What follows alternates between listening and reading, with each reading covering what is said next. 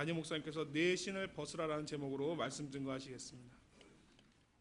이 시간 우리 믿음의 고백을 하나님께 드림으로 말씀 앞에 나가도록 하겠습니다. 하나님 나를 사랑하신다.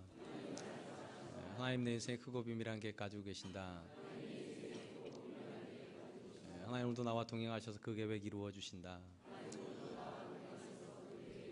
아멘. 그렇게 될 줄로 믿습니다. 아멘. 제가 사랑과 은혜교회에 와서 달라진 것이 참 많은데요, 그 중에 하나는 그 어느 때보다 홍정길 목사님의 전화를 많이 받고 있다는 것입니다. 오늘은 그 전화와 관련된 에피소드를 잠깐 하나 얘기하려고 합니다. 작년으로 기억이 되는데요, 저희 가족이 함께 식사를 하다가 제가 홍정길 목사님 전화를 받으려고 방으로 들어간 적이 있습니다. 한참 전화를 하고 돌아왔는데 저희 작은 아이가 대뜸 이렇게 말을 합니다. 아빠, 홍정길 목사님께서 전화하신 거야? 그랬습니다. 제가 순간 무척 놀랐습니다. 왜냐하면 제가 그 자리에서 전화 받은 것이 아니라 들어가가지고 그때부터 예 목사님 이렇게 시작을 해서 전화를 받았기 때문입니다. 그래서 제가 궁금해서 물어봤습니다. 어떻게 알았어? 그때는 저희 아이가 아주 태연하게 얘기를 하더라고요. 아빠가 뭔 일을 하다가 뻘떡 일어나서 네네네 하면 다 홍 목사님 전화를 합니다. 제가 그때 처음 알았습니다. 제가 홍정길 목사님이 전화를 주시면 뻘떡 일어난다는 것을. 저도 모르게 조건반사인 것처럼 뻘떡 일어납니다. 사람은 그 존재가 가지는 무게감이 확실히 있는 것 같습니다. 그리고 존재의 무게감에 따라서 우리가 그 사람에 대한 반응이 결정이 되는 것 같습니다. 똑같은 전화인데도 저는 홍정길 목사님의 전화는 앉아서 못 받습니다. 그냥 몸에 체득이 돼 있어요. 전화 오면 벌떡 일어나고 저도 모르게 손을 이렇게 하고 네네네네 이렇게 합니다. 홍정길 목사님에 대한 저의 태도는 어느 날 갑자기 형성된 것이 아니라 오랜 세월을 두고 형성이 된 것입니다. 제가 남서론의교회 부목사로 있을 때 매주 목요일날 새벽이 되면 목회자 회의를 하였습니다. 이 자리에 있는 전임 목사님들 전체와 홍정길 목사님이 모여서 교회 전반적인 이야기를 하는 자리였습니다. 근데 가끔 홍정길 목사님께서 외부 행사가 있으셔서 이 회의에 참석하지 못할 때가 있습니다. 그러면 회의 분위기는 완전히 달라집니다. 일단 자세부터 틀려집니다. 평소에는 딱딱한 나무처럼 이렇게 딱 경직되어 이렇게 있는데 목사님이 안 계시면 벌떡 일단 자세가 늘어지기 시작합니다. 심지어 나이 드신 선배 목사님들께서는 자연스럽게 다리를 꼬십니다. 자세만 달라지는 것이 아니라 말수에도 큰 변화가 일어납니다. 홍 목사님 계실 때에는 묻는 말 외에는 대답한 사람 아무도 없습니다. 아무리 나이가 많으신 선배 목사님들도 목사님에게 질문하는 법이 없습니다. 대답만 할 뿐입니다. 근데 목사님이 안 계시면 그 자리에서 얼마나 많은 말씀을 하시는지, 심지어는 그 거룩한 회의 자리에서 농담도 하곤 합니다. 그러니까 목요일 회의는 한 분의 존재감이 전혀 다른 분위기를 만듭니다. 그분이 계시면 거룩해집니다. 좋은 말로 거룩입니다. 딱딱해집니다. 근데 그분이 안 계시면 화기애애해집니다. 우리가 그걸 화기애매해진다고 그러는데, 회의를 하러 온 것이 아니라 교제를 하고 있는 것처럼 그렇게 즐겁게 지냅니다. 그러니까 180도 달라집니다. 한 존재에 의해서. 한 사람의 존재감은 그 사람의 주변의 사람들에게 이런저런 모습으로 영향을 주게 됩니다. 물론 한 사람의 존재감이 모든 사람들에게 동일한 영향을 주는 것은 아닙니다. 예를 들면 저는 사랑과 은혜교회 담임 목사입니다. 저같이 부족한 사람도 담임 목사라는 타이틀 때문에 존재감을 갖습니다. 다른 건 몰라도 우리 교회 부목사님들, 전도사님들에게는 존재감이 좀 있습니다. 조금 어려워하는 것 같아요. 조금이요. 그래서 어디를 가든지 제 자리를 가장 먼저 잡습니다. 그리고 제가 앉아야 앉고요. 죄송해요. 그렇다는 겁니다. 그리고 가장 먼저 저한테 음식을 갖다 주고. 여러분, 이게 좋을까요? 싫을까요? 좋지도 싫지도 않습니다. 어떨 때는 좀 황송하고 어떨 때는 기분 좋고 그럽니다. 근데 똑같은 저의 이 무게감, 저란 사람이 똑같은데요, 저의 이 무게감이 저희 집에 가면 전혀 달라집니다. 그래서 종종 제가 제 아내한테 푸념 섞인 말로 이런 말을 합니다. 나도 집에서 담임 목사하고 싶다고. 어린 반푼어치도 없는 소리입니다. 저는 똑같은 사람인데 사랑과 은혜교회에 있을 때에는 나름 무게감을 갖습니다. 근데 사람이 바뀌지 않고 제가 그대로 저희 집에 가면 사람의 존재감이 달라집니다. 담임 목사로 집에 들어가는 것이 아니기 때문입니다. 한 사람의 남편일 뿐이고 한 사람의 아빠일 뿐입니다.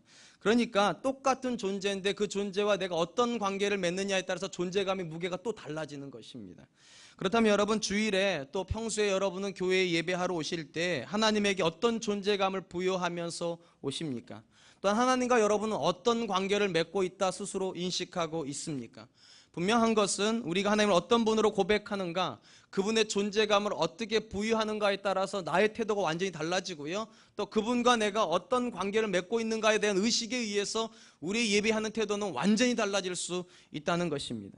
똑같은 하나님에도 불구하고 하나님을 어떤 분으로 고백하느냐에 따라서 예배하러 오는 분들의 마음의 가짐이 달라질 것이고 입는 복장이 달라지며 오는 시간이 달라지고 그리고 예배에 앉는 자리가 달라질 것이고 예배에서 표정이 전혀 달라질 것입니다. 이것은 내가 의식하던 의식하지 않던 내 안에서 일어나는 변화입니다. 내가 하나님을 어떤 분으로 생각하는가, 그리고 또 하나님께 내가 어떤 존재인가에 의해서 나도 모르게 영향을 받는 것이라는 것입니다. 오늘 본문은 하나님 앞에 나아가는 사람이 가져야 되는 태도가 어떠해야 되는가를 우리에게 생각해 보게 하는 본문이라 생각합니다. 우리는 본문을 너무도 잘 압니다. 하나님께서 400년간 애굽의 포로 생활을 하고 있는 이스라엘을 구원하기 위하여 한 사람을 선택하는 장면입니다. 그 사람의 이름은 모세입니다. 근데 이 부르심의 장면에서 유난히 눈에 띄는 것은 모세와 하나님의 만남이 이루어지는 장소에 대한 언급입니다. 호렙산인데 그냥 호렙산이 아닙니다. 1절이 이렇게 되어 있습니다. 모세가 그 장인 미디안 제사장 이드로의 양떼를 치더니 그 양떼를 광야 서쪽으로 인도하여 하나님의 산 호렙에 이르매. 만남의 장소가 호렙산으로 되어 있습니다. 일반적으로 신의 산이랑 같은 이름으로 불려지는 산입니다. 근데 오늘 본문에 보니까 호렙이라고만 되어 있지 않고 하나님의 산 이렇게 되어 있습니다. 왜 호렙산이 하나님의 산이 되었을까요? 이유는 간단합니다. 그 호렙산에 하나님의 임재가 있었기 때문입니다. 그러니까 똑같은 장소도요, 하나님이 들어가면 달라진다는 겁니다. 그러니까 하나님의 존재감 자체는 어떤 환경을 전혀 새롭게 만드시는 그런 분이라는 것입니다. 우리가 잘 알고 있는 대로 모세는 40년간 광야에서 목동 생활을 했습니다. 그 40년 동안 그는 수도 없이 호렙산을 지나다녔을 것입니다. 근데 그때까지만 해도 그냥 호렙산은 그냥 호렙산이었습니다. 근데 그날 이 본문이 기록되어 있는 출애굽기 3장부터 그날부터는 호렙산이 그냥 호렙산이 아니에요. 하나님의 산이에요. 왜냐하면 거기서 모세가 하나님을 만났기 때문입니다. 흔히 우리가 예배하는 날을 믿지 않는 사람들은 일요일이라고 부르고 교회 다니시는 분들은 주일이라고 부릅니다. 이 주일은 주님의 날이라는 말의 줄임말이죠. 왜 일요일이 주일이 되었을까요? 이유는 간단합니다. 이날에 우리 주님께서 부활하셔서 우리의 구주와 주님이 되어 주셨기 때문입니다. 물론 이 주일은 구약 성경의 안식일을 계승한 날로서 예배를 위해서 따로 떼어진 날입니다. 구약 성경에서 안식일은 매우 중요한 개념을 가지고 있습니다. 매우 특별한 날입니다. 그렇다면 제가 질문 하나 드리겠습니다. 안식일이 왜 특별합니까? 이날의 외적인 어떤 환경이 좀 달라지는 겁니까? 안식일에는 해가 서쪽에서 뜹니까? 아닙니다. 안식일에도 해는 여전히 동쪽에서 뜹니다. 그럼 안식일에는 하루 날짜가 좀 더 길어집니까? 25시간입니까? 아닙니다. 똑같이 24시간입니다. 똑같은 날인데 왜 안식일은 그렇게 특별한 겁니까? 일주일에 똑같은 하루인데 왜 안식일을 그렇게 특별하게 의미를 부여할까? 이유는 간단합니다. 그날에 하나님의 임재가 있기 때문입니다. 그날에 하나님께서 그곳에 임재해 주시기 때문에 똑같은 날인데 그날이 특별해지는 것입니다. 똑같은 호렙산에 하나님 임재하자 특별해지는 거랑 똑같은 원리입니다. 하나님께서 안식일을 특별히 구별하시면서 이렇게 말씀하십니다. 출애굽기 20장 8절로 11절. 안식일을 기억하여 거룩하게 지켜라. 엿새 동안 힘써 내 모든 일을 행할 것이나 일곱째 날은 내 하나님 여호와의 안식일인즉 너나 내 아들이나 내 딸이나 내 남종이나 내 여종이나 내 가축이나 내 문 안에 머무는 객이라도 아무 일도 하지 말라. 이는 엿새 동안 나 여호와가 하늘과 땅과 바다와 그 가운데 모든 것을 만들고 일곱째 날에 쉬었음이라. 그러므로 나 여호와가 안식일을 복되게 하여 그날을 거룩하게 하였느니라. 여러분, 안식일이 의미가 있는 이유는 그날이 하나님과 관련이 있기 때문입니다. 하나님께서 복 주시는 날, 하나님께서 예배를 통하여 그분의 백성을 만나 주시는 날, 그러기 때문에 특별한 것이지 그날의 어떤 외적인 환경이 특별하기 때문이 아니라는 것입니다. 그러므로 여러분, 우리가 하나님의 존재감을 인정하는 가장 구체적인 표현 중에 하나는 하나님께 예배하는 이 날을 하나님께 드리는 겁니다. 정말로 하나님 때문에 이 날이 특별하다고 인정하는 것입니다. 그것이 하나님께, 우리가 하나님의 하나님 되심을 인정하는 가장 첫 출발이 될 거라 저는 믿습니다. 과거에 우리나라의 믿음의 조상들은요, 주일에는 외식도 하지 않으셨다는 거 아십니까? 하나님께 예배하는 날 어떻게 내가 밖에 나가 돈 주고 사 먹냐는 거예요. 하나님에 대한 의식 때문에요. 외식도 하지 않았습니다. 심지어는 대중교통도 이용하지 않았습니다. 걸어 다녔어요. 하나님께 예배해야 하는 날이기 때문에요. 더더군다나 하나님께 헌금할 때는요, 우리 어른들은 또 그랬습니다. 신권을 드려야 된다는 강박이 있으셨어요. 그래서 신권을 가지고 왔습니다. 신권이 없으면 어떻게 했습니까? 다림질했습니다. 돈을 다려서 드려요. 왜냐하면 하나님께 가는 날이고 하나님께 드린다고 하는 그 하나님의 존재감에 대한 인식 때문이었습니다. 확실한 것은 물론 이런 외적인 것이 주일을 주일되게 하는 전부는 아닙니다. 근데 중요한 건 우리 이전의 믿음의 조상들은요, 주일을 아주 매우 특별한 날로 지켰다는 것입니다. 아주 단순히 말하면 주일을 위해서 남은 6일을 살았다는 거예요. 주일을 위해서 남은 6일을 살았어요. 오늘날의 많은 사람들이 일요일을 어떻게 삽니까? 일주일 내일하는 이유가 일요일날 놀려고요. 그들에게 개념은 일요일은 노는 날입니다. 쉬는 날이에요. 근데 우리는 주일이라고 부릅니다. 어떤 개념입니까? 이 주일을 지키기 위해서 일주일을 일한다는 거예요. 이 주일을 위해서, 주일의 예배를 위해서 나머지 일주일을 산다. 이것이 주일을 지키는 성도의 개념이어야 됩니다. 그것이 구약 성경의 안식일이기 때문입니다. 제가 이 주일과 관련된 생각을 할 때마다 늘 제 머리에 떠오르는 아이가 한 명이 있습니다. 지금 이 아이는 아닙니다. 20대 중반의 청년이 되었습니다. 제가 이 아이를 처음 만난 것은 중학교 시절입니다. 이 아이는 교회에서 찬양을 인도하는 아이였습니다. 기타를 치고요. 근데 기타만 잘 치는 것이 아니라 공부를 제법 잘했습니다. 그냥 잘하는 것이 아니라 아주 잘했습니다. 물론 안 놀라시네요. 교회 다니는 아이가 그렇게 공부를 잘할 수 있다는 게 좀 특이할 정도로 공부를 잘했습니다. 전교 회장을 하는 아이였습니다. 이 부모님도 믿음이 매우 좋으신 분이셨습니다. 아이가 교회에서 주일날 봉사하는 거에서 반대하지 않았어요. 한 가지가 마음에 늘 걸렸습니다. 너무 오랜 시간 교회에 있다는 거예요. 너무 오랜 시간. 한번 가면 안 온다는 거예요. 얘가요. 어느 날 어머니가 이 아이를 불러놓고 이렇게 이야기를 하셨답니다. 교회 봉사하는 거 나쁘지 않다. 하나님께 봉사하는 거 좋은 일이다. 그런데 너무 오랫동안 머물러 있지는 말고 일정 시간이 되면 집에 와가지고 지난 일주일 동안 밀렸던 공부를 좀 했으면 좋겠다. 아마 하나님도 그걸 기뻐하실 거다. 이렇게 얘기했습니다. 근데 이 아이가 대뜸 엄마한테 이렇게 얘기를 했답니다. 엄마가 주일에 내가 했으면 하는 공부의 시간을 나머지 6일 동안 하면 안 될까요? 내가 그 시간을 쪼개서 나머지 6일 동안 쓰겠다고. 이런 아이가 목사 집에서는 안 나와요. 이게 참 가슴이 아파요. 우리 집의 아들이 그래야 되는데 이 집사집 아들이래요. 놀라운 것은 이 아이가 엄마가 주일에 공부했으면 하는 시간만큼을 일주일 동안 쪼개서 공부를 했습니다. 이 아이에게서 주일은요 목적인 겁니다. 하나님께 예배하러 하는 그날, 하나님께 예배하기 위해서 헌신하는 그날, 그리고 그 헌신을 방해하게 되는 공부를 나머지 시간 동안 다 채워놓는 날. 저는 이 아이의 모습 속에서 우리가 안식일을, 특별히 주일을 어떻게 지켜야 되는가에 대한 마음의 가짐이 나와야 된다 생각합니다. 특별히 안식일 관련된 구절 중에 이런 구절이 있기 때문입니다. 엿새 동안은 힘써 내 모든 일을 행할 것이나 일곱째 날은 내 하나님 여호와의 안식일인즉. 왜 6일 동안 힘써 일해야 됩니까? 7일 날 예배 방해받지 않기 위해서요. 7일 내 마지막 7째 날 하나님께 예배하는 날 자꾸 내가 안 했던 일들이 생각나면 안 된다는 거예요. 그건 하나님께 집중할 수 없는 거니까. 그러니까 하나님의 존재감을 인정하는 사람이라면 예배하기 위해서 나머지 6일 동안 열심히 살아야 된다는 거예요. 정말 열심히. 그래서 이날은 예배하면서 하나님께 충전받고 하나님께 영광 돌리는 그날로 지킬 수 있기 위하여서. 사랑하는 성도 여러분, 여러분은 그런 목적으로 일주일을 사십니까? 주일에 하나님께 나오는 목적으로, 주일에 하나님께 온전히 예배드리기 위하여, 주일에 하나님께 집중하기 위해서 나머지 6일 동안 열심히 사십니까? 성경이 말하는 개념은 그런 개념입니다. 왜 주일이 주일이고 왜 안식일이 안식일입니까? 하나님이 주인이시니까요. 그분에게 집중하는 날이니까요. 모세가 하나님을 만나는 장소는 평소에 모세가 늘 다니던 장소였습니다. 늘 보았던 산이고요. 근데 그 산이 특별해진 이유는 딱 하나였어요. 하나님이 그곳에 임재했기 때문에요. 이후로 하나님 앞에서 모세가 그 산 갈 때마다 느낌이 달라졌을 겁니다. 왜냐하면 그 장소는 그냥 장소가 아니니까.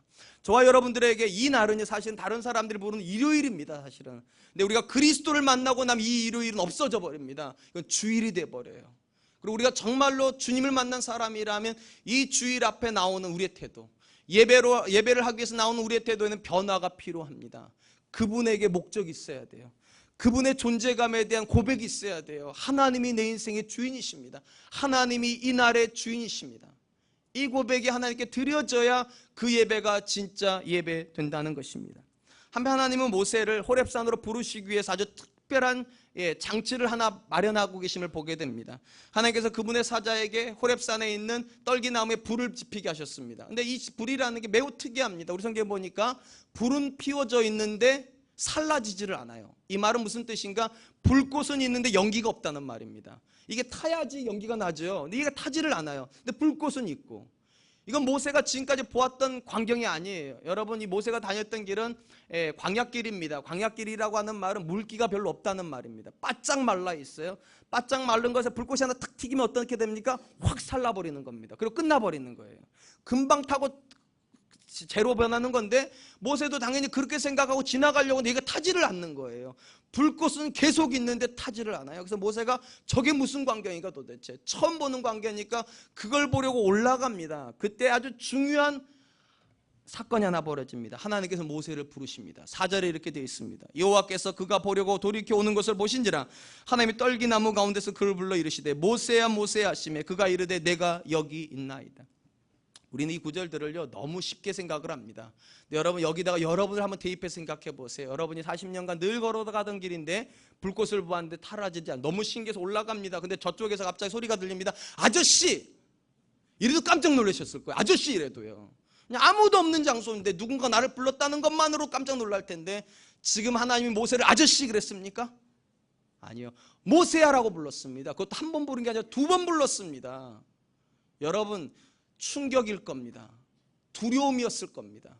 아무도 없는 그 장소에서 나를 보고 있는 시선이 있고 나를 보고 있는 시선만이 두려운 게 아니라 나를 정확히 하는 시선이에요. 모세라는 걸 알고 있는. 여러분 지난 40년 동안 광야에서 모세는 누구도 자기 이름을 부르는 걸 경험해 본 적이 없었을 겁니다. 외로운 시간을 보냈던 사람일 것입니다. 그리고 나름대로 이렇게 생각했을 거예요.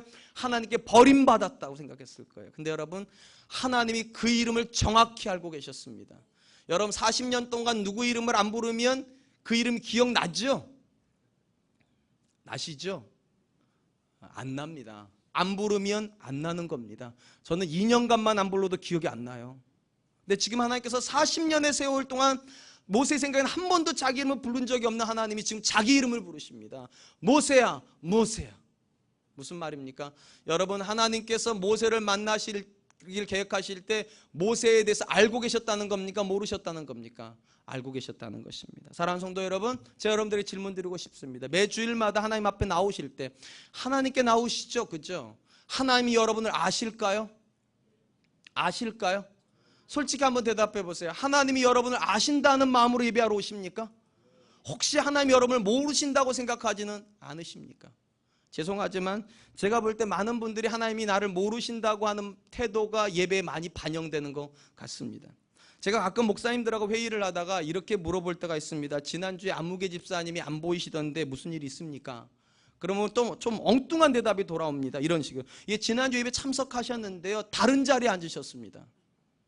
그래서 목사님 못 보신 겁니다. 예, 정확히 그럽니다. 사람은요 일정한 패턴이 있습니다. 자기가 앉는 자리를 거의 고수합니다.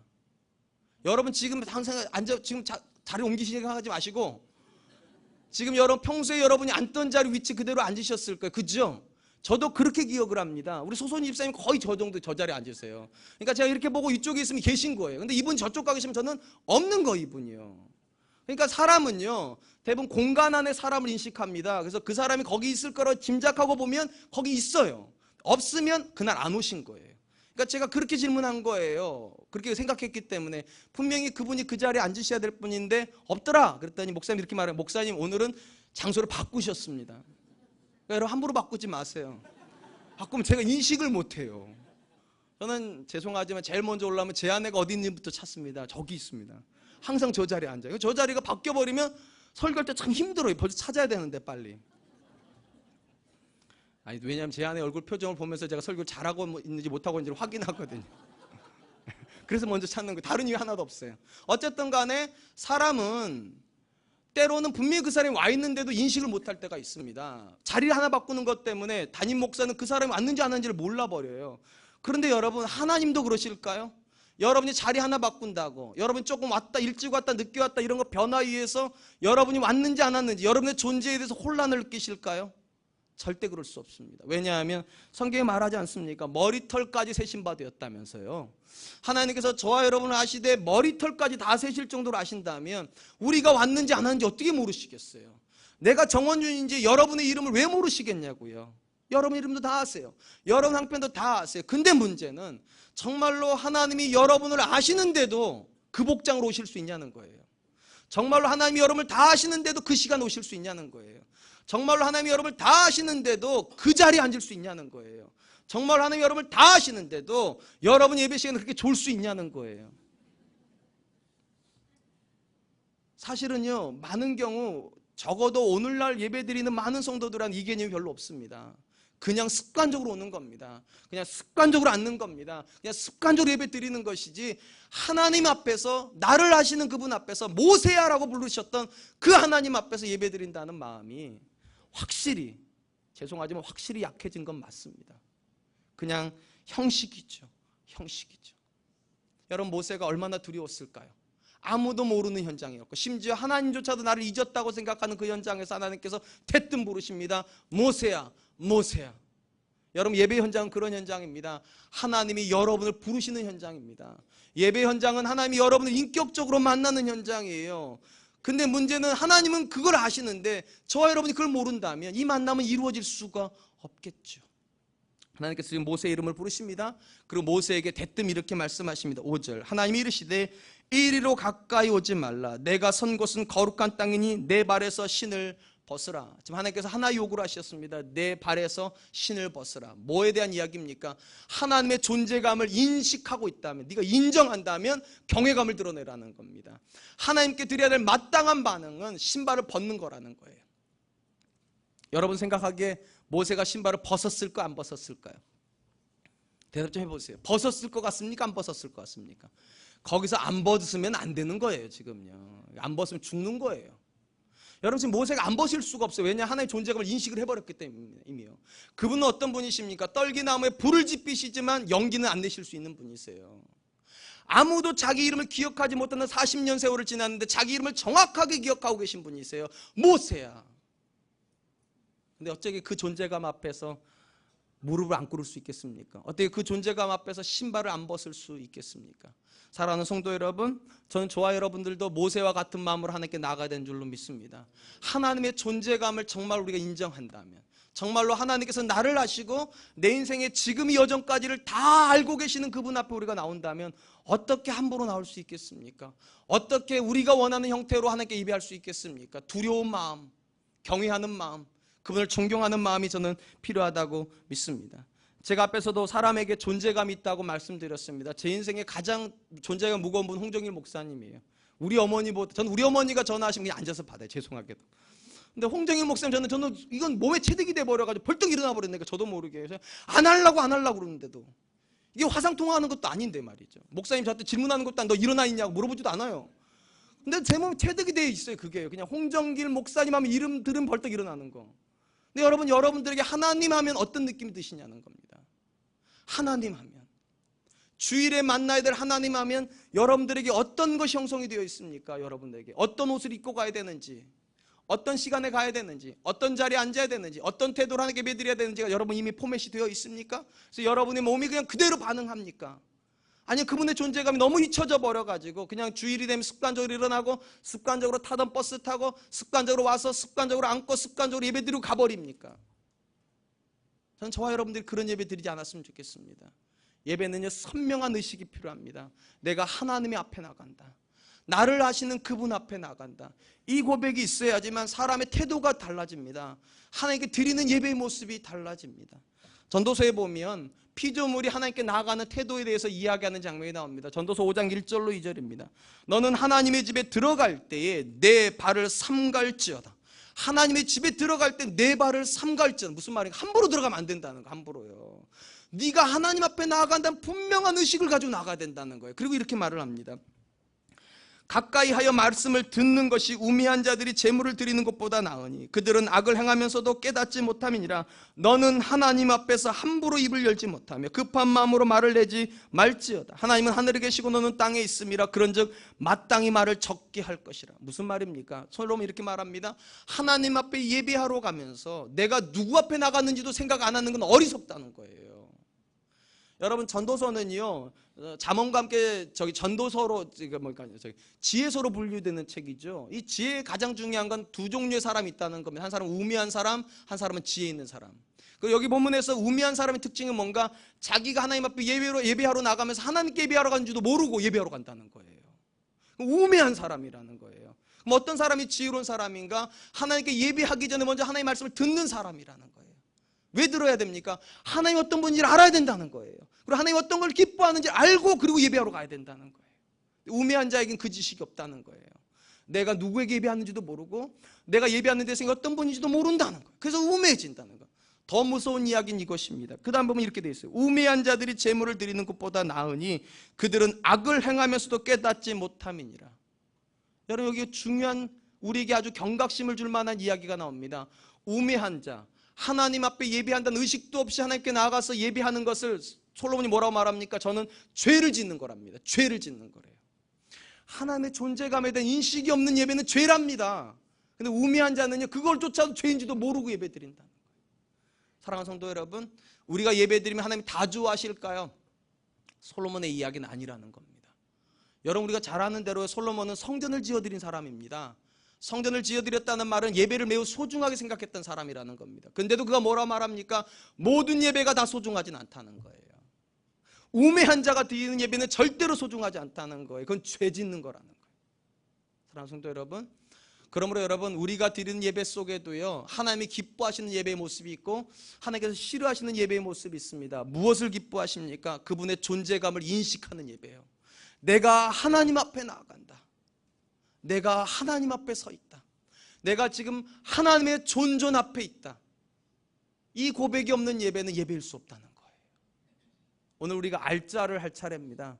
이 알자의 영어 표현은 두 단어로 제가 생각을 하나, respect, 하나님을 존중히 여긴다. 갑자기요, 생각이 떠올라서 한 단어가 더 떠올라서 reverence라는 경외감이라는 단어가 있습니다. 이 알자가 그런 뜻입니다. 물론 제가 의미를 부여한 거예요. 하나님 앞에 경외감이 없는 예배는 예배일 수 없습니다.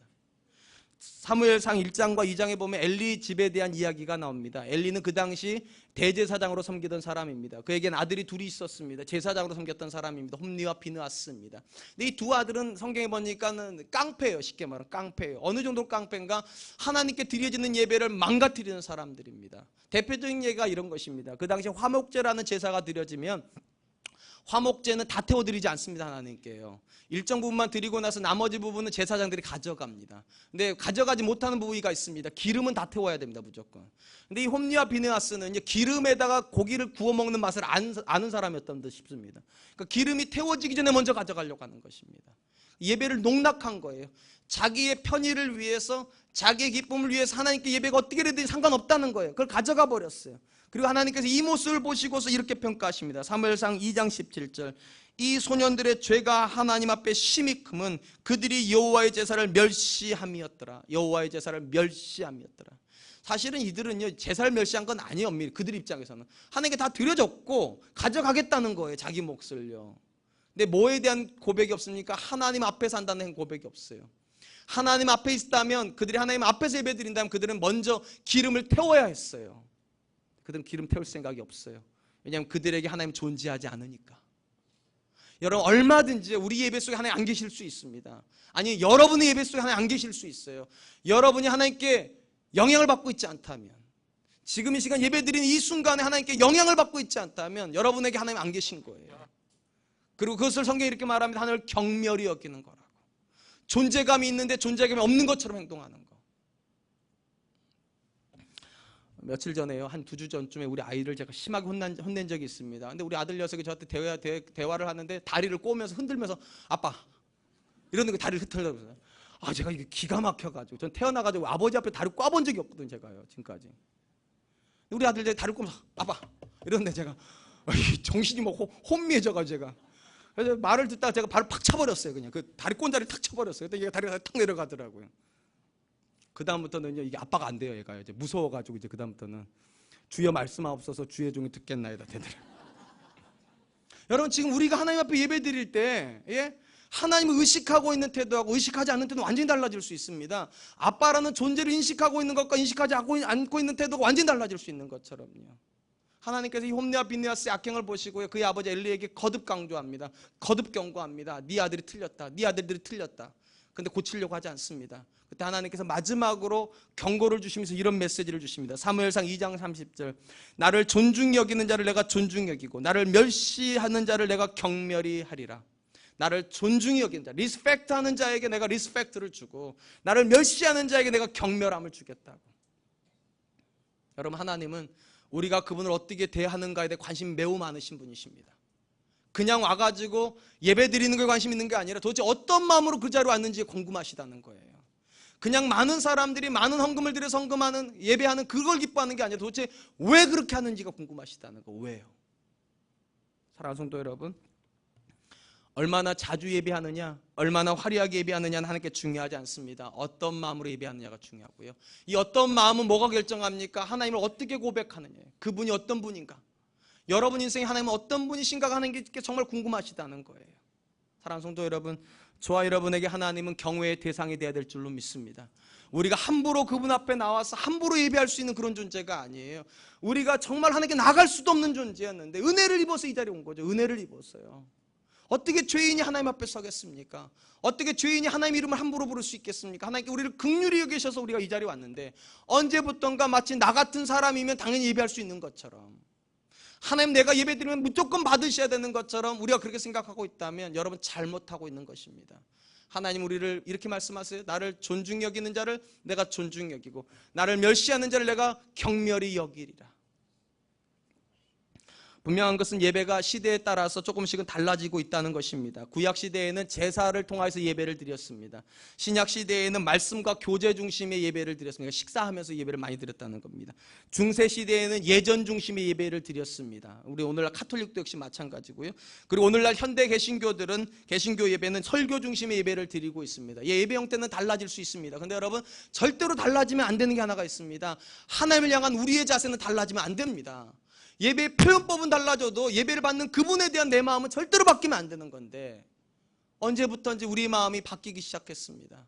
그분을 너무 쉽게 생각합니다. 하나님을 너무 쉽게 생각합니다. 그래서 내가 오고 싶은 시간에 와버리고요, 내가 입고 싶은 옷 입고 오고요, 내가 앉고 싶은 자리에 앉아버리고요, 예배 시간에도 내가 졸고 싶으면 졸아버려요 그냥요. 여러분 정말로 소중한 분 앞에 있으면 여러분 허벅지 꼬집으면서 안 좋으실걸요 아마. 장인어른 앞에 처음 면접하러 갈 때 조셨어요?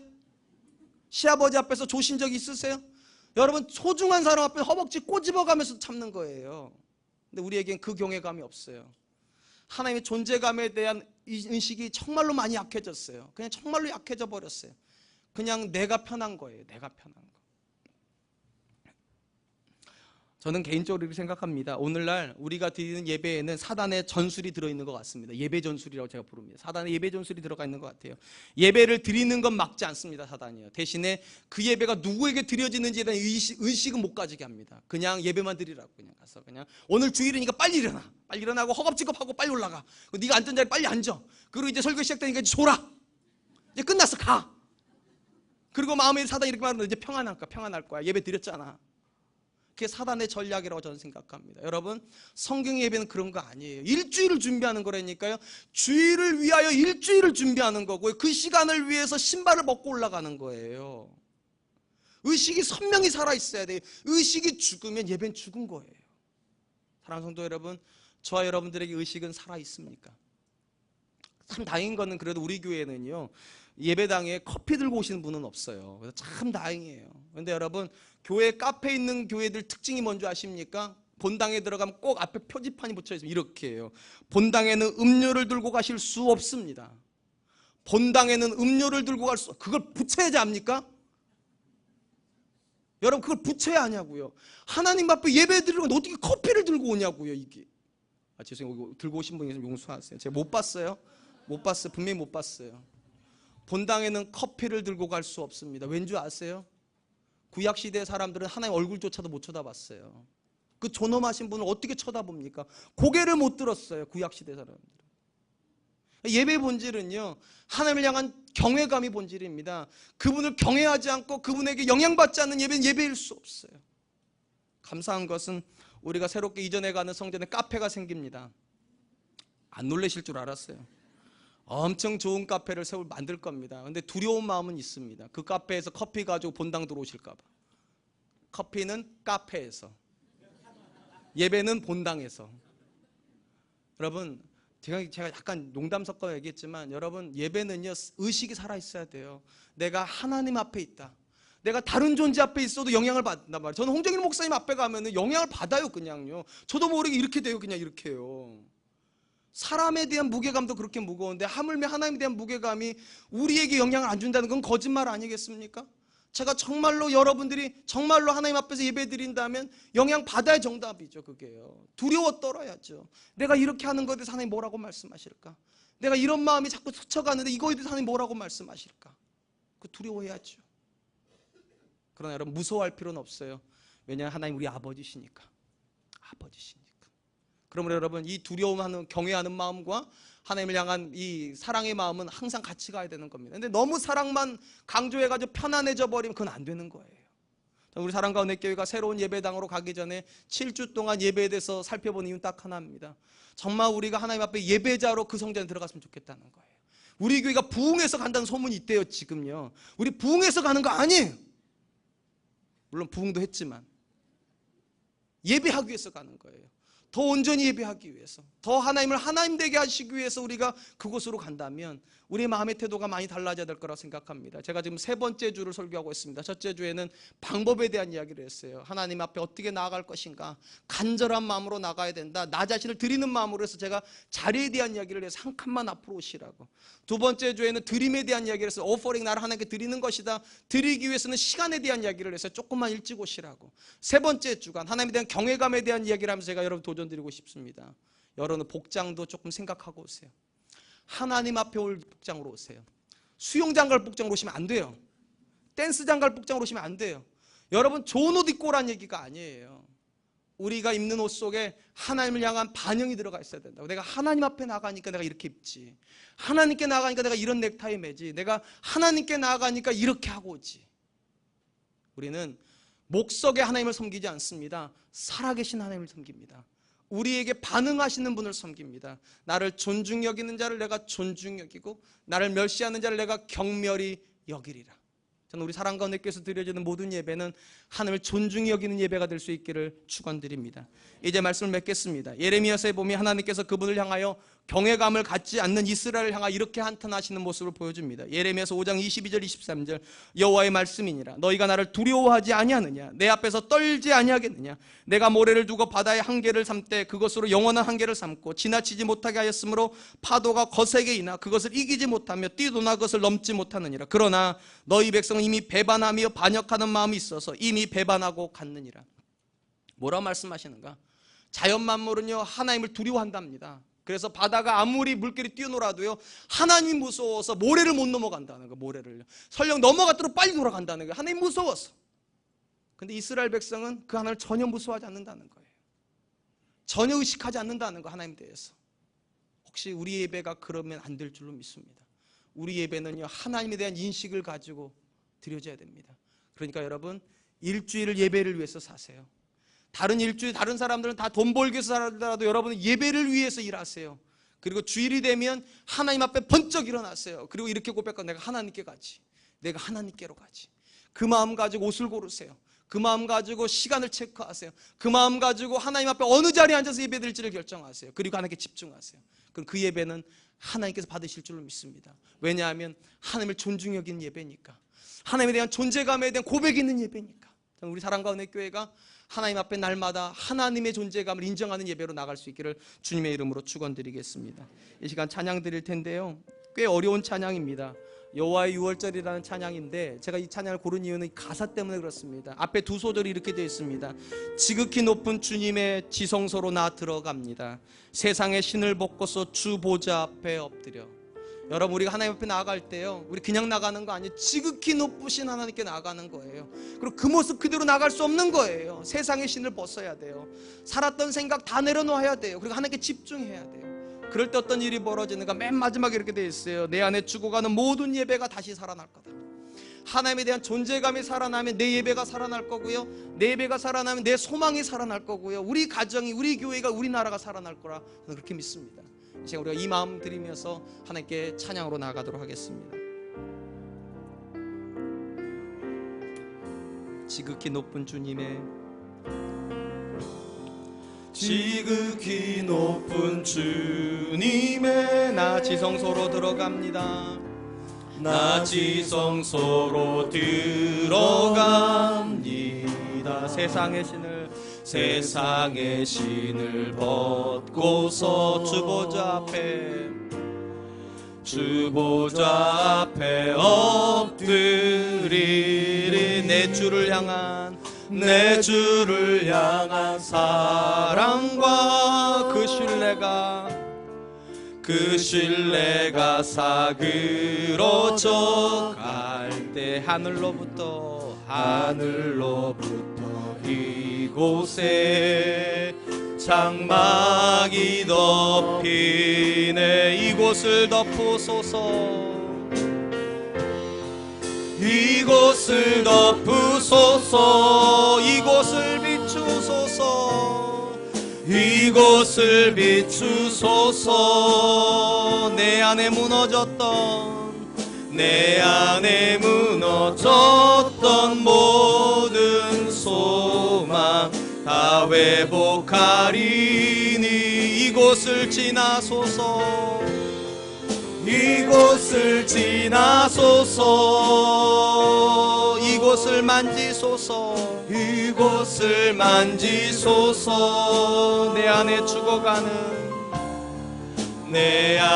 죽어가는 모든 예배 다 살아나리라. 다시 한번 하겠습니다. 지극히 높은 주님의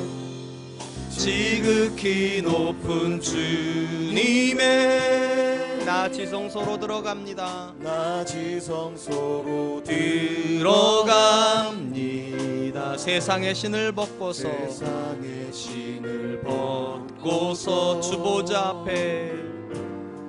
주보좌 앞에 엎드리리. 내 주를 향한 사랑과 그 신뢰가 사그러져 갈 때 하늘로부터 이곳에 장막이 덮이네. 이곳을 덮으소서. 이곳을 덮으소서.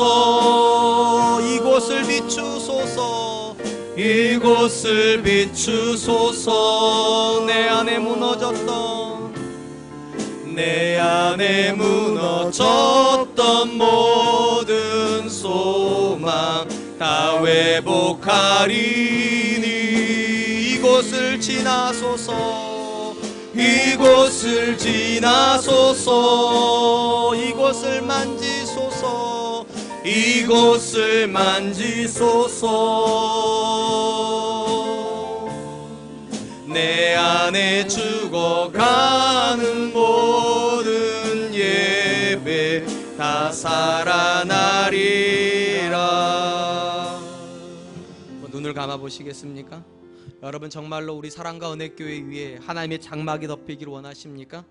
정말 하나님께서 이곳에 그분의 은혜의 빛을 비춰주시고 하나님께서 이곳에 임재하셔서 우리를 만져주시기를 원하십니까? 정말로 우리가 그걸 원한다면 우리에게 하나님 요구하시는 것이 있습니다. 우리의 신을 벗기를. 하나님 앞에 그냥 그렇게 오는 것이 아니라 하나님 앞에 경외의 마음으로 오기를 하나님께서 지금 요구하십니다. 하나님께 이렇게 고백합시다. 하나님, 지금까지는 하나님에 대한 존재에 대한 인식이 없이 예배하였다면 하나님, 이제부터는 정말로 하나님의 살아계심을 인정하며 그분 앞에 나아가는 두려움 가지고 예배할 수 있도록 도와주시옵소서. 세상의 모습 그대로 나오는 것이 아니라 내 신을 벗고 우리 하나님 앞에 경외함을 드림으로 겸손히 나아가는 예배 될 수 있도록 도와주시옵소서. 또 이렇게 기도합시다. 하나님, 이제 우리 사랑과 은혜교회가 새로운 성전의 시대를 준비하고 있는데 하나님, 새로운 성전의 시대에 때는 더 온전히 예배할 수 있도록 도와주시고 더 하나님의 이름을 높여드리는 예배 될 수 있도록 주님 도와주시옵소서. 정말로 이 사랑과 은혜교회 안에 하나님의 임재가 있기를 원합니다. 하나님의 만져주심이 있기를 원합니다. 하나님의 비춰주심이 있기를 원합니다. 하나님, 우리를 불쌍히 여겨주시고 우리의 마음이 달라지게 하여 주시고 우리의 생각이 달라지게 하여 주시고 우리의 태도가 달라질 수 있도록 주님 도와주시옵소서. 우리 한번 같이 기도하겠습니다.